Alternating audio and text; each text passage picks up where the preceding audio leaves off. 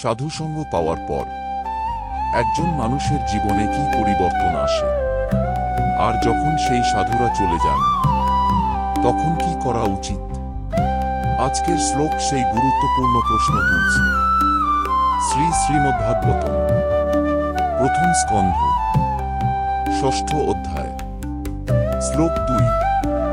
শ্রীব্যাস উবাচ ভিক্ষুভির্বিপ্রবসিতে বিজ্ঞানাদেশ ত্রিভিস্তব বর্তমান বয়সাদ্যে তত কিঙ্করোদ্ভবান।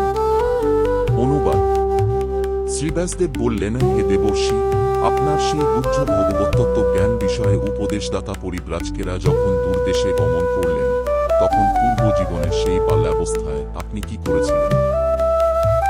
এই শ্লোকে ব্যাসদেব নারদ মুনিকে একটি গভীর প্রশ্ন করছেন। তিনি জানতে চাইছেন যে মহান সাধুরা নারদ মুনিকে আধ্যাত্মিক জ্ঞান দিয়েছিলেন, তাঁরা চলে যাওয়ার পর নারদ মুনি কি করেছিলেন? কারণ সাধুসঙ্গ পাওয়া গুরুত্বপূর্ণ, কিন্তু সেই শিক্ষাকে জীবনে ধরে রাখা তার থেকেও গুরুত্বপূর্ণ।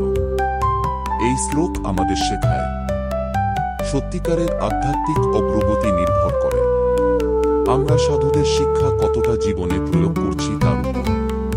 এভাবেই শ্রীমদ্ভাগবত আমাদের পথ দেখায় সাধুসঙ্গকে জীবনের রূপান্তরের শক্তিতে পরিণত করতে। এমন আরও ভাগবত শ্লোক শুনতে লাইক, শেয়ার এবং সাবস্ক্রাইব করতে ভুলবেন না।